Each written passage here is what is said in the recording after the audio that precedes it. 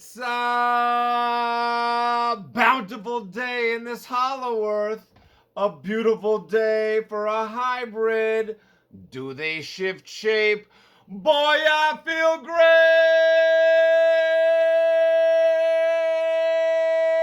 great. Won't you be my cousin?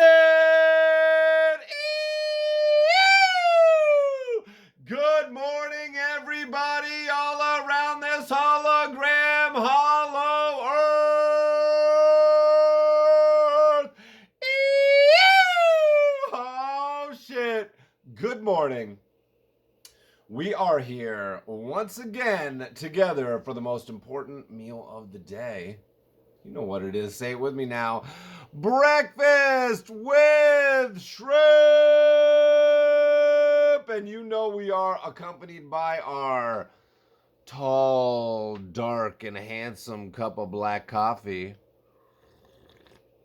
And you know it is complemented by them dank, dark, homegrown greens.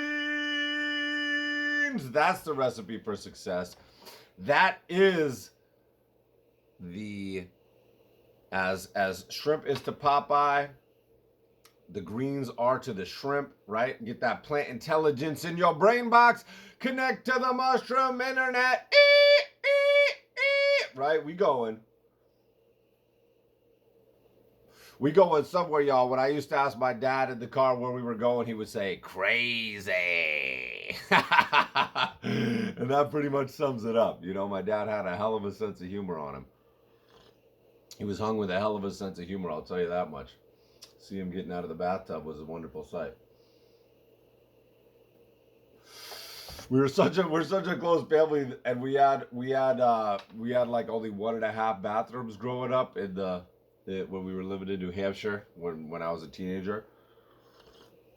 And my parents would both take baths in the morning, which was bonkers. And then, so we would just routinely go in, especially when my dad was in the tub. He'd just be chilling in the tub, curtain open, lounging out, and I would just come in and take a shit. There's like a little dividing wall between the tub and the toilet, but we just all had to get in there. You know, we were that close of a family. My man's just taking a tub, buck ass, and I'm just fucking laying some pellets, you know. Laying some pellets to the porcelain, y'all. Oh, shit. Look at what I'm wearing, y'all. Oh, snap. What's that beautiful attire? Shout out to the Dudes Factory. Shout out my man, Macbeth. Y'all know what I'm talking about. They hooked me up with some of their fresh gear from I think the new spring collection. Let me show you this shit. We got this fucking undercover mushroom shirt. But look at this. Oh, shit, y'all. Look at these pants to go with them. Ooh, working well with them Grammy Jordans on. And look at this, y'all. Oh, shit. I even got some fucking Macbeth's boxer shorts, y'all. These are actually from my welcome pack to the Steel Hose Penitentiary. If you know about the Cellmates crypto project. The boxer's actually from that. There's a wonderful wealth of merchandise in the Macbeth world. You gotta check it out. Here's some other of the shirts that the dudes sent me. We got a little duckling in a bong here on the front, and then look at this. Ooh! Goddamn, drunk Bambi looking fine. You know Bambi's a boy. Isn't that funny? People miss that. He's a buck. In the end, he turns into a strapping young buck from New Mexico. From White Sands, New Mexico. Here's another one. I think this one might glow in the dark, too. Got this little devil, she-devil. Woo! Look at that march, y'all. The dudes. This was a box straight from Berlin. International, right? So you know I'm going to have to bottle some of that for y'all. Look at this fucking sun just peeking through on us right now. Oh, and of course I got my well-worn, this is from my Cellmates welcome pack as well. My little Cellmates. If y'all are in the crypto tip, you probably already know.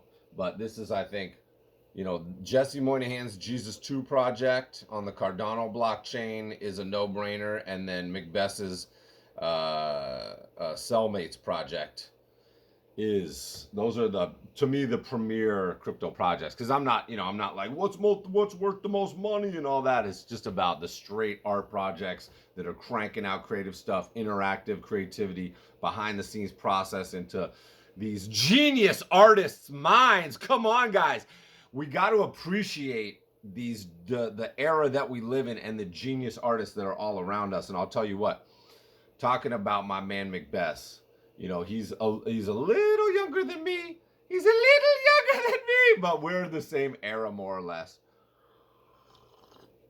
And then Jesse Moynihan's a little older than me. We're all summer roosters. We're all over 40. I think McBess is over 40. Maybe he's not quite there yet. But just absolutely legendary career right out of the gate. You know, McBess is doing amazing work, and the stuff that he is doing is just top notch. Amazing, huge, complicated prints. And then y'all know about my boy Jesse Moynihan. I mean, come on, Adventure Time colleague, and you know, one of the most creative people I know, one of the most creative thinkers I know,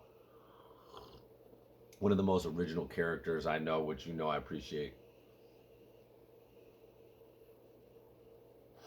All right, here we are with another AMA, yo! We got to start the day right, you know what I'm saying? This shrimp for breakfast is getting addictive, y'all. Getting a lot of good feedback. You know, it's easy to look at the numbers and be like, oh, I got 100 views on this, what the fuck? But it really matters who's watching it and how they're enjoying it, right? It's not about those numbers. Don't get caught up in those social media numbers. If something's good and you're consistent with it over time, it's going to find its audience. It's going to grow. But I never am worried about the numbers, just like I'm never worried about money. Numbers, anything to do with numbers is all bullshit, right? Because you can't quantify all the stuff that's important. And in the existential connections, the parallel fucking dimensions, right?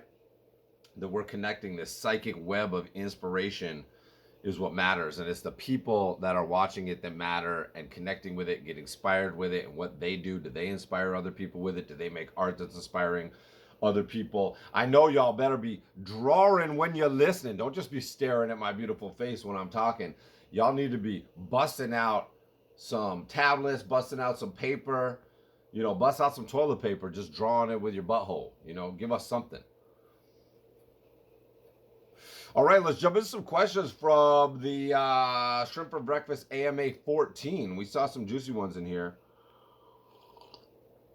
Hey, Ghost, when making for the let's see. So, shout out next Tuesday, 7037. This was only 7 days ago. I feel like we've answered this before, so we'll try to keep it brief. But, hey, Ghost, when making backgrounds for Adventure Time, what was your process like for visualizing what the backgrounds would look like after being given your assignments? As in, do you use reference, or do you reference what's in your mind, or both? Much love, cousin. Yeah, I'm pretty light on reference. I mean, sometimes I'll do a little Google image search to get a vibe, but I'm really never working from reference. I just like exploring my creativity more. I mean, I love being out. You know, reference to me is like being out in the woods, being out in life, being out in nature, looking at people. It's a vibe. It's not like a set of, like, you know, it's not like a composition or how something is. It's like the vibe. I'm trying to capture the unique vibe that I'm getting from something, right? That's ultimately what you're trying to share as an artist. So my visualization process, yeah, is basically the same. Just like putting it in. Like I tell people, I'm like, give me your ideas, I'll put it in the blender and just see what comes out. Like, I'm not in control of it. I give myself over to the process and just see what comes out, right? I'm just as surprised as everybody else. And I think if you know what's coming out, if you expect what's coming out, if it's expectable, if it's anticipatable, then it's boring. You're not doing it right? It's meant to be new. It's meant to be creative. It's meant to be unique. It's meant to be your vision of something. And that's letting go and just letting it go, filter through, percolate like a cup of black coffee through your subconscious. If you're just putting your stuff in your conscious mind, nah, that's boring, dog.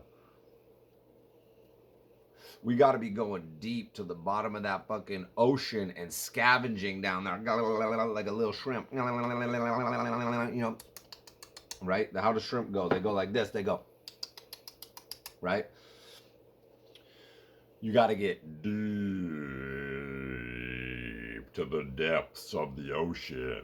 You know, that's where you got to be creating from. You can never go deep enough. I mean, the whole process, my last, you know, my since I picked up a pencil and started drawing when I was what, 2, 3, whatever, and I'm 43 now, and I've been a professional for 20, working, you know, full time plus OT faux show. If you're an independent artist, you're working overtime. You know, I see you.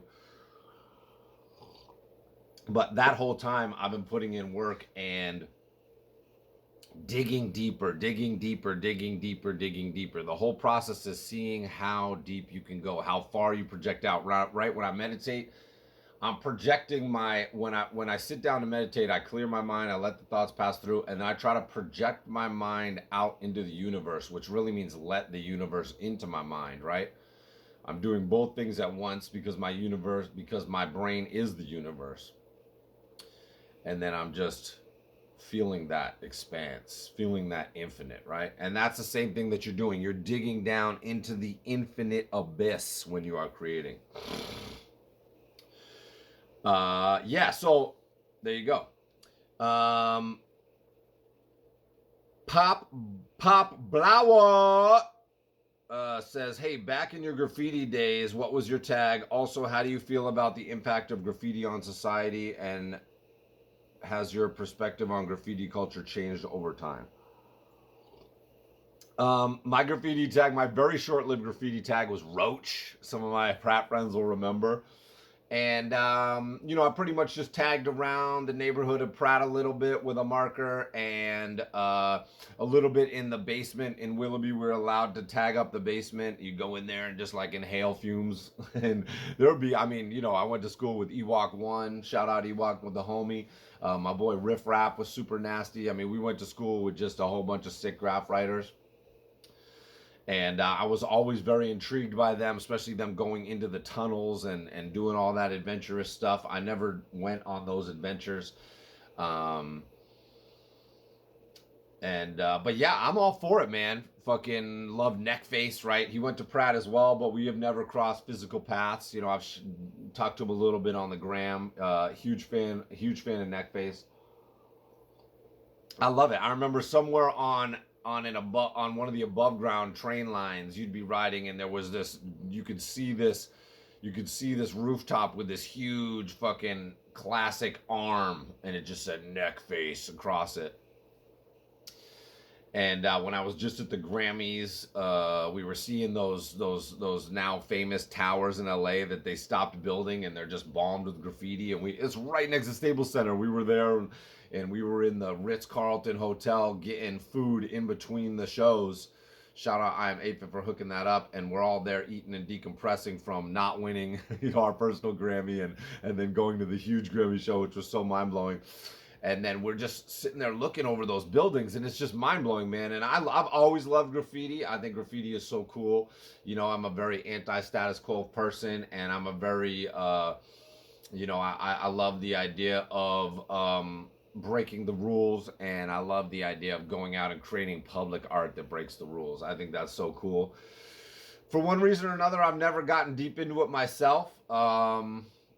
But yeah, I mean, I would love to do some murals, do some sanctioned stuff. You know, I don't know if I'm in my clandestine phase anymore to go out and do some illegal ass shit like that. You know, that wouldn't be in my best interest of my goals right now, but I love everybody who does that. You know, I think it's so cool. And the whole birth of Obey, right? That's you know, he was in, Shepard Fairey was in Providence, Rhode Island, and that was all over New York when I was in Pratt in Brooklyn from 99 to 2003. That was all popping off big time. And yeah, I love going around and just seeing it. You see a little bit here and there around on trains and stuff. There's even a little bit of graffiti in town. Graffiti pops up everywhere. Who knows? Wolfie will probably be some graffiti bomber. But yeah, I think it's great, man. I love it. Go graffiti. Uh,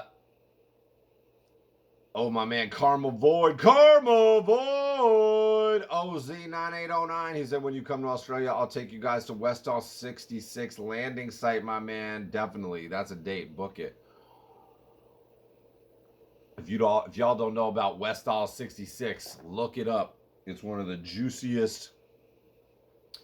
It's a high school mass sighting of a craft that lands, and then jets that come and chase it off, and then authorities that come in and tell everybody they need to be quiet. And they had coverage then, and now they have coverage. They just did a cool documentary of it now, revisiting it and talking to some of the people about it.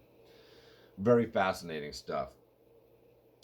And then let's see. Someone said, at Weird English Kid said, do you really believe in art gods? What a great question. Of course, I don't just believe in the art gods. I mean, I communicate with the art gods on a daily basis. I would be lost without the art gods. I've always been in touch with the art gods. I think the weed gods put me much deeper in contact with the art gods, because the weed gods help me block out the bullshit.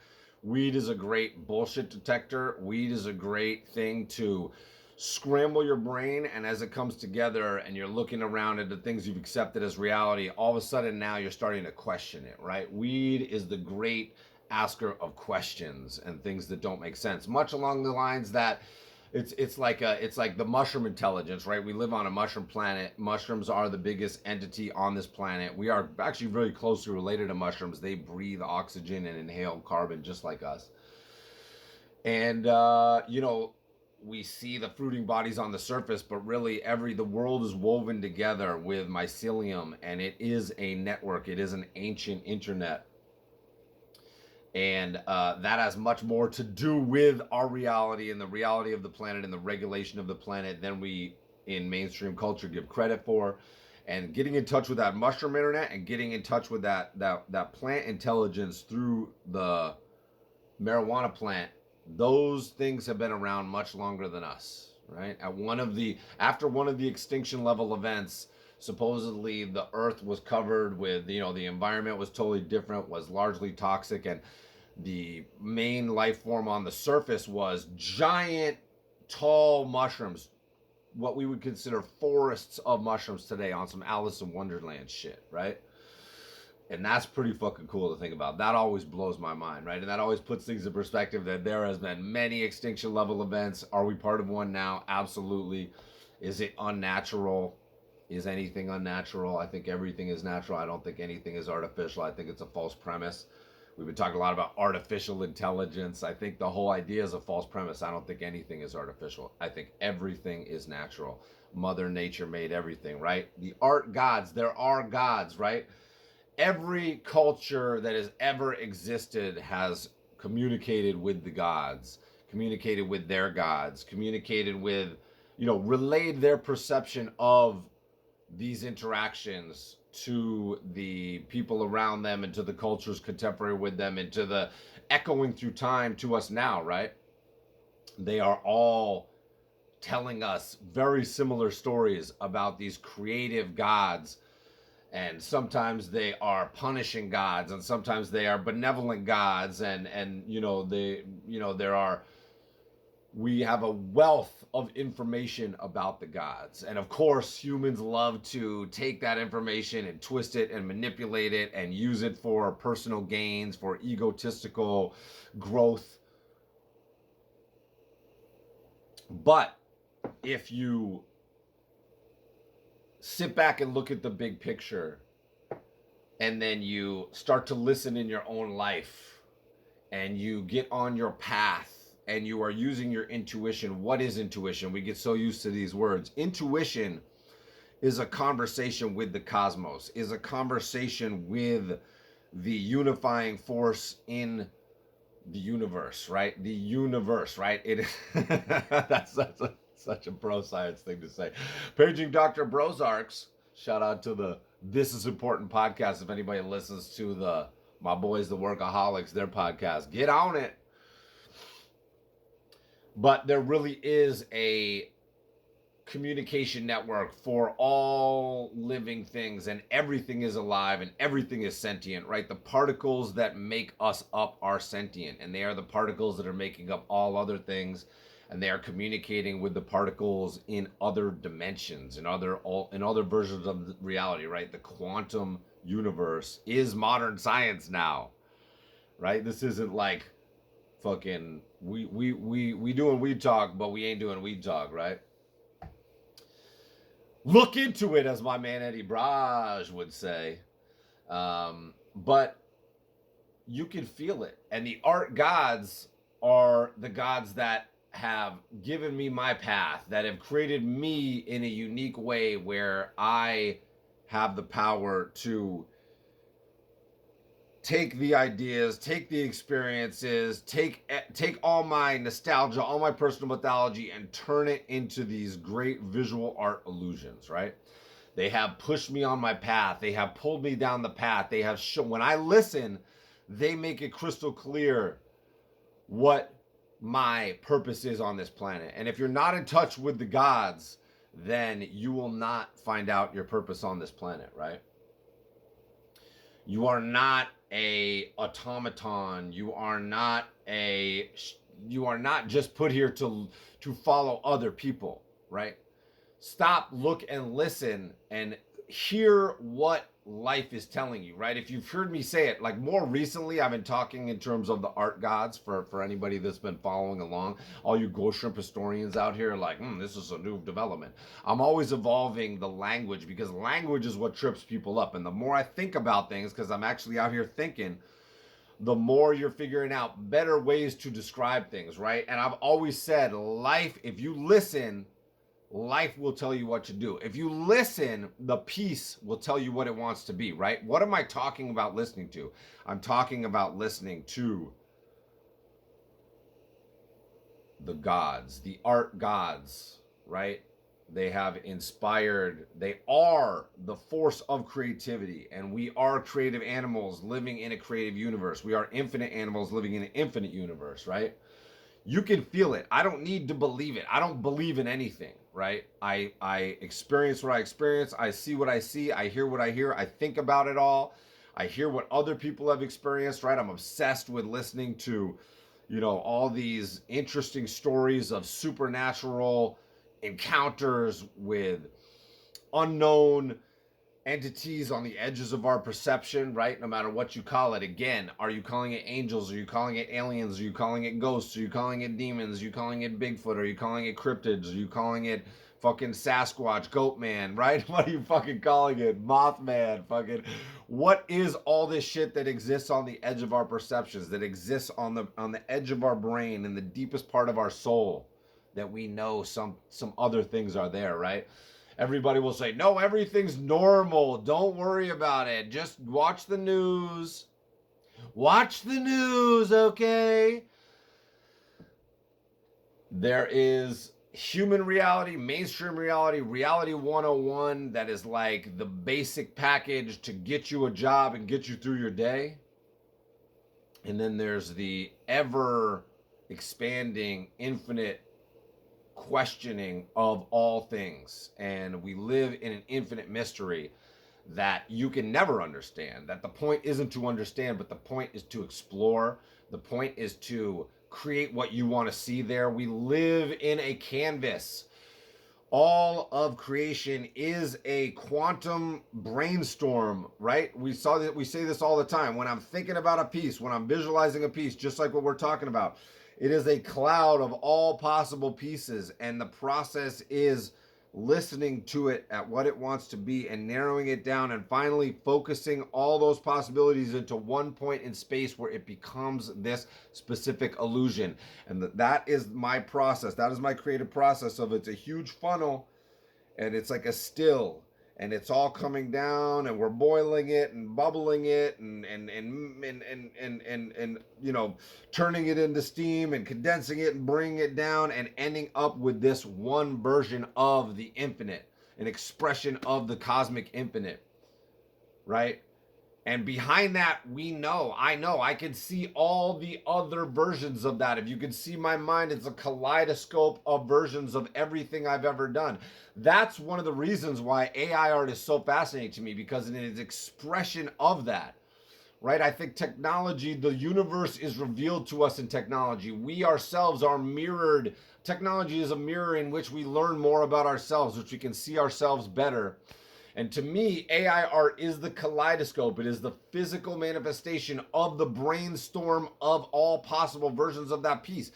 When I started to see those generative sets where it's like most of them are the same and more of them are a little different. Well, that's what science is right now describing as the quantum realm, right? The quantum universe, that it's near infinite or infinite versions of everything that are branching off all the time into more infinite versions of that, right? It's a cloud, and most of them are similar. Most of them are very slight variations, and then fewer of them. But in infinity, what is few? There are still many more drastic variations, but less of them, right? They are less common, and that is very much what's happening in the AI world, right? We are seeing these clouds of images that are slightly variant produced. And then in generative art, if you know what that is, where you're making a set of assets, a set, you know, talk about Jesse Moynihan's J2 project is a generative project, and same with the Cellmates project. They're drawing all the components, eyes, nose, mouth, 30 versions of each, heads, versions of each, arms, version of each, hands holding different versions of each, putting it into a algorithm that randomly puts those pieces together and makes a generative set of characters. It's fascinating, right? People don't even take the time to look at this, and they're just shitting on it without even understanding it. Think about how cool it is to make art in a generative way. That is fucking rad. It's mind-blowing. These slight variations, it's mesmerizing to look. Go look at the J2 full collection, the Jesus 2 full collection. Go look at the Cellmates full collection. And as I have been collecting these sets and shopping these sets, much like I would a set of toys at the toy store when I was a kid, and you'd come to the wall of Star Wars figures or Ninja Turtles figures or Joe figures, and you're looking at all the different guys. Now imagine if there was slight variations of every one of those guys and no two were exactly the same. What does that sound like? It sounds like nature. It sounds like super. It's, you know, people say artificial. This sounds more than natural. This is supernatural. This is ultra natural. This is an expression of how creative generation works. No tree is the same. You can go look and those look the same, and then you start to measure and look at the texture and look at the markings and look at everything. Count the number of needles, and all of a sudden everything is unique. They are all slight variations on a theme. Right? And that's exactly the same thing that is happening in generative art right now. That is exactly the thing that's happening in AI art right now. To me, it's deeply fascinating. We are engaging in that process of creating reality, of creating these worlds, creating our own worlds that is reflecting and expressing and iterating and paying homage to the world we see around us in a beautiful, deep, profound way, in which we can understand ourselves better, right? I always say through the workshop and through Ghost Scouts and through being a social human that I am, the extreme extrovert, and loving to meet new people and talking to new people, I've realized that people are all similar. Everybody has multiple doppelgangers. Whenever there's a new round of the workshop, I'm like, oh, there's that person again, there's that person again, there's that person again. And of course, they're unique variations of that person, but their personality feels the same. Their art feels the same. It's like literally an alternate reality version of this person. Of course, they're all unique. Of course, they're all special. Of course, they have their own things to say, and they will keep developing in their own directions, but it's uncanny. Just like I'm sure you know someone that looks and sounds like me, right? I see them out there. There are doppelgangers. I have always had them, right? Tom Green, Ghostshrimp doppelganger. Napoleon Dynamite, Ghostshrimp doppelganger, right? There are just, even by looks, so many of these white guys with the red beard and the right. It's like the gangly white guy with the red beard. Come on, you know so many of me, right? Woo!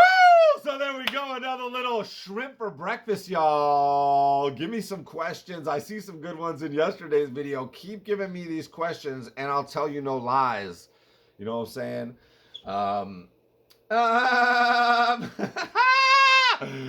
Woo! Great way to start the day. The most important meal of the day. Let's fucking go. What are the goals? What's the vision? What are we fucking doing here, y'all? We have more in conflict than we have in common. We have more in common.